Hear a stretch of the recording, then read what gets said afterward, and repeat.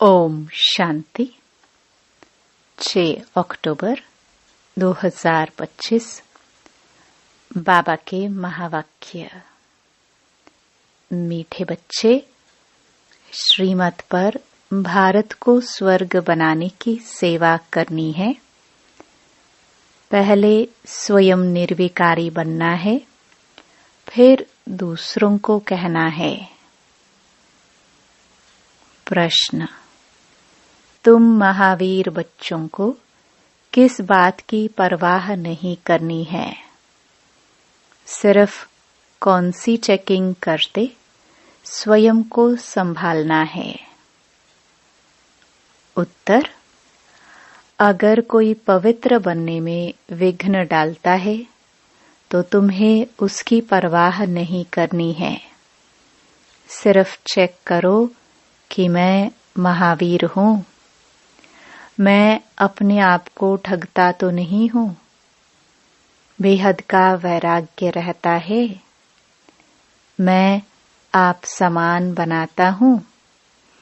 मेरे में क्रोध तो नहीं है। जो दूसरों को कहता हूँ वह खुद भी करता हूँ। गीत। तुम्हें पाके हमने। ओम शांति। इसमें बोलने का नहीं रहता, यह समझने की बात है। मीठे मीठे रूहानी बच्चे समझ रहे हैं कि हम फिर से देवता बन रहे हैं, संपूर्ण निर्विकारी बन रहे हैं। बाप आकर कहते हैं, बच्चे काम को जीतो, अर्थात पवित्र बनो। बच्चों ने गीत सुना।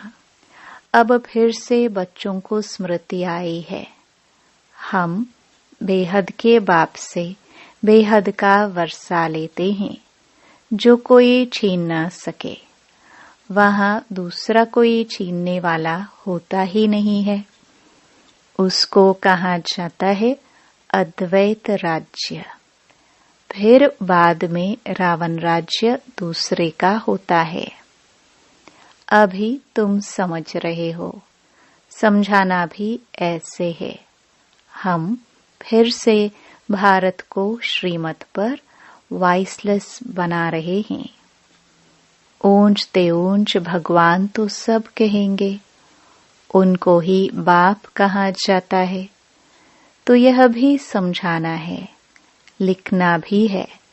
भारत जो संपूर्ण निर्विकारी स्वर्ग था, वह अब निर्विकारी नरक बन गया है। फिर हम श्रीमत पर भारत को स्वर्ग बना रहे हैं। बाप जो बताते हैं उसको नोट कर फिर उस पर विचार सागर मंथन कर लिखने में मदद करनी चाहिए। ऐसा क्या क्या लिखे जो मनुष्य समझे भारत बरोबर स्वर्ग था, रावण का राज्य था नहीं। बच्चों को बुद्धि में है। अभी हम भारतवासियों को बाप वाइसलेस बना रहे हैं। पहले अपने को देखना है। हम निर्विकारी बने हैं। ईश्वर को मैं ठगता तो नहीं हूँ। ऐसे नहीं कि ईश्वर हमको देखता थोड़े है। तुम्हारे मुख से यह अक्षर निकल ना सके। तुम जानते हो, पवित्र बनाने वाला पतित पावन एक ही बाप है। भारत वाइसलेस था तो स्वर्ग था। यह देवताएं संपूर्ण निर्विकारी है न। यथा राजा रानी तथा प्रजा होगी, तब तो सारे भारत को स्वर्ग कहा जाता है न। अभी नरक है। यह 84 जन्मों की सीढ़ी बहुत अच्छी चीज है। कोई अच्छा हो तो उनको सौगात भी दे सकते हैं। बड़े बड़े आदमियों को बड़ी सौगात मिलती है ना। तो तुम भी जो आते हैं उनको समझाकर ऐसी ऐसी सौगात दे सकते हो। चीज हमेशा देने के लिए तैयार रहती है। तुम्हारे पास भी नॉलेज तैयार रहनी चाहिए। सीढ़ी में पूरा ज्ञान है। हमने कैसे 84 जन्म लिए हैं, यह याद रहना चाहिए। यह समझ की बात है ना। जरूर जो पहले आए हैं उन्होंने ही 84 जन्म लिए हैं। बाप 84 जन्म बताकर फिर कहते हैं, इनके बहुत जन्मों के अंत में साधारण तन में प्रवेश करता हूँ। फिर इनका नाम रखता हूँ ब्रह्मा। इन द्वारा ब्राह्मण रचता हूँ। नहीं तो ब्राह्मण कहाँ से लाऊं? ब्रह्मा का बाप कभी सुना है क्या? जरूर भगवान ही कहेंगे। ब्रह्मा और विष्णु को दिखाते हैं सूक्ष्म वतन में है। बाप तो कहते हैं, मैं इनके 84 जन्मों के अंत में प्रवेश करता हूँ। एडॉप्ट किया जाता है तो नाम बदली किया जाता है। सन्यास भी कराया जाता है। सन्यासी भी जब सन्यास करते हैं तो फौरन भूल नहीं जाते हैं। याद जरूर रहती है। तुमको भी याद रहेगी, परंतु तुमको उनके लिए वैराग्य है, क्योंकि तुम जानते हो ये सब कब्र दाखिल होने हैं। इसलिए हम उनको याद क्यों करें? ज्ञान से सब कुछ समझना है अच्छी रीति। वह भी ज्ञान से ही घर बार छोड़ते हैं। उनसे पूछा जाए घर बार कैसे छोड़ा तो बताते नहीं। फिर उनको युक्ति से कहा जाता है, आपको कैसे वैराग्य आया है, हमको सुनाओ तो हम भी ऐसा करें। तुम टेम्पटेशन देते हो कि पवित्र बनो, बाकी तुमको याद सब है। छोटेपन से लेकर सब बता सकते हो। बुद्धि में सारा ज्ञान है। कैसे ये सब ड्रामा के एक्टर्स हैं जो पाठ बजाते आए हैं। अभी सबके कलयुगी कर्म बंधन टूटने हैं। फिर जाएंगे शांति धाम। वहां से फिर सबका नया संबंध जुटेगा। समझाने की पॉइंट्स भी बाबा अच्छी अच्छी देते रहते हैं। यही भारतवासी आदि सनातन देवी देवता धर्म वाले थे तो वाइसलेस थे।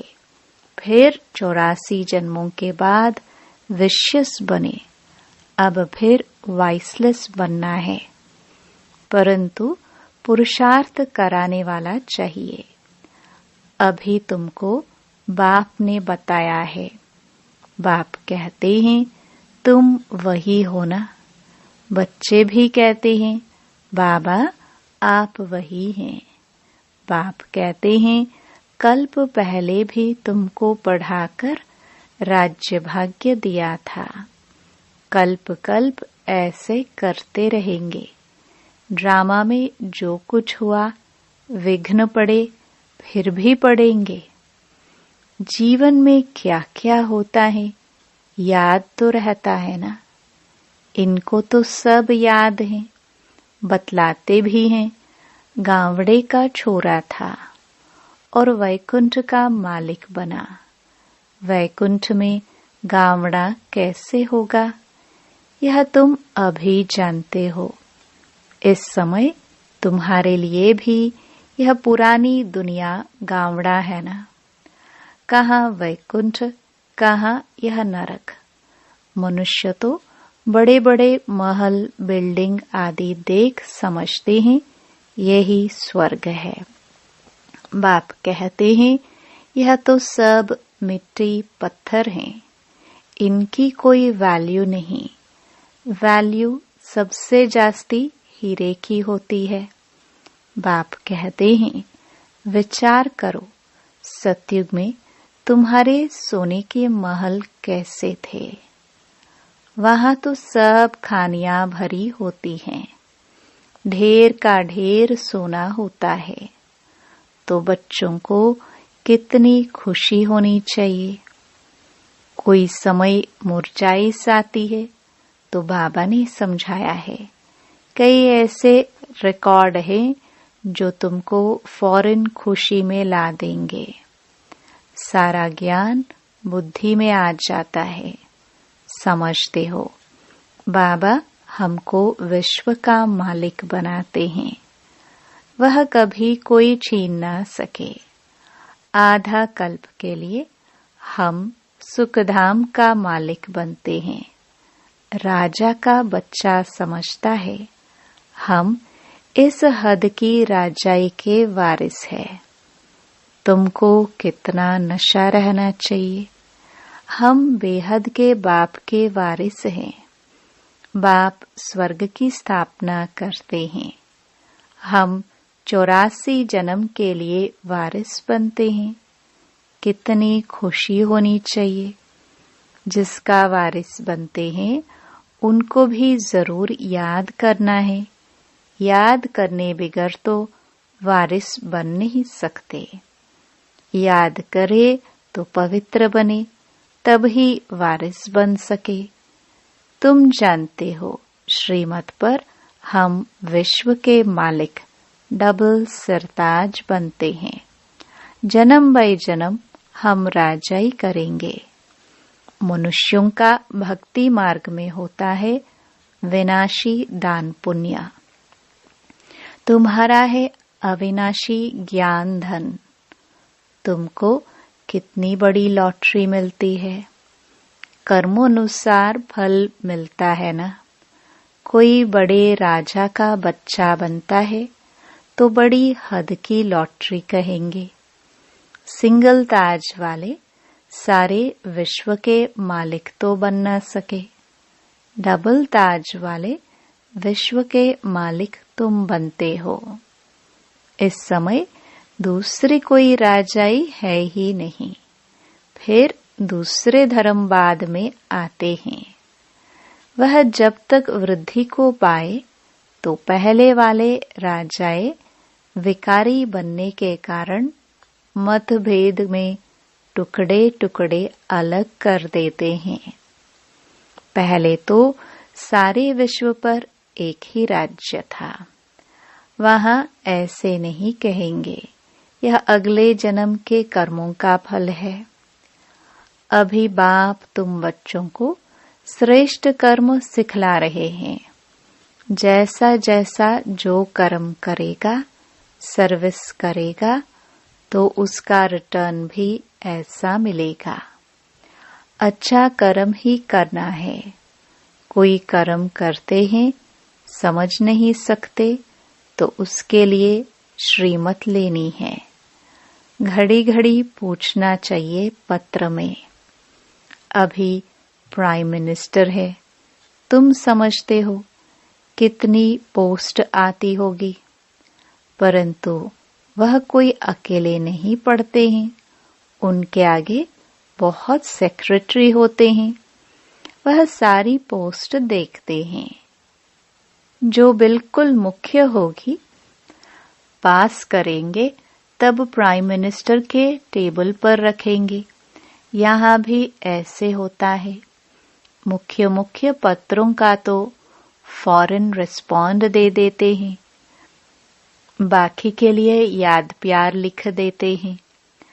एक एक को अलग बैठ पत्र लिखे, यह तो हो ना सके।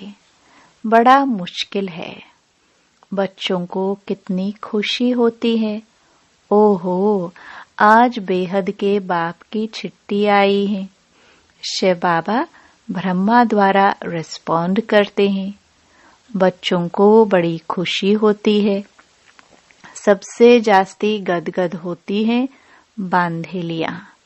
ओहो, हम बंधन में हैं। बेहद का बाप हमको कैसे चिट्ठी लिखते हैं, नैनों पर रखती हैं। अज्ञान काल में भी पति को परमात्मा समझने वालों को पति की चिट्ठी आती होगी तो उनको चुम्बन करेंगी। तुम्हारे में भी बाप दादा का पत्र देखकर कई बच्चों में एकदम रोमांच खड़े हो जाते हैं, प्रेम के आंसू आ जाते हैं, चुम्बन करेंगी, आंखों पर रखेंगी, बहुत प्रेम से पत्र पढ़ती हैं। बांधेलिया कोई कम है क्या? कई बच्चों पर माया जीत पा लेती है। कोई तो समझते हैं हमको तो पवित्र जरूर बनना है। भारत वाइसलेस था ना, अब विश्यस है। अभी जो वाइसलेस बनने होंगे वही पुरुषार्थ करेंगे कल्प पहले मिसल। तुम बच्चों को समझाना बहुत सहज है। तुम्हारा भी यह प्लान है ना। गीता का युग चल रहा है। गीता का ही पुरुषोत्तम युग गाया जाता है। तुम लिखो भी ऐसे, गीता का यह पुरुषोत्तम युग है, जबकि पुरानी दुनिया बदल नई होती है। तुम्हारी बुद्धि में है। बेहद का बाप जो हमारा टीचर भी है, उनसे हम राजयोग सीख रहे हैं। अच्छी रीति पढ़ेंगे तो डबल सरताज बनेंगे। कितना बड़ा स्कूल है। राजाई स्थापन होती है। प्रजा भी जरूर अनेक प्रकार की होगी। राजाई वृद्धि को पाती रहेगी। कम ज्ञान उठाने वाले पीछे आएंगे। जैसा जो पुरुषार्थ करेंगे वह पहले आते रहेंगे। यह सब बना बनाया खेल है। यह ड्रामा का चक्र रिपीट होता है ना। अभी तुम बाप से वर्षा ले रहे हो। बाप कहते हैं पवित्र बनो। इसमें कोई विघ्न डालता है तो परवाह नहीं करनी चाहिए। रोटी टुकड़ तो मिल सकती है ना। बच्चों को पुरुषार्थ करना चाहिए तो याद रहेगी। बाबा भक्ति मार्ग का मिसाल बताते हैं। पूजा के टाइम बुद्धि योग बाहर में जाता था तो अपना कान पकड़ते थे, चमाट लगाते थे। अब तो यह है ज्ञान। इसमें भी मुख्य बात है याद की। याद न रहे तो अपने को थप्पड़ मारना चाहिए। माया मेरे ऊपर जीत क्यों पाती? क्या मैं इतना कच्चा हूँ? मुझे तो इन पर जीत पानी है। अपने आप को अच्छी रीति संभालना है। अपने से पूछो मैं इतना महावीर हूँ। औरों को भी महावीर बनाने का पुरुषार्थ करना है। जितना बहुतों को आप समान बनाएंगे तो ऊंच दर्जा होगा।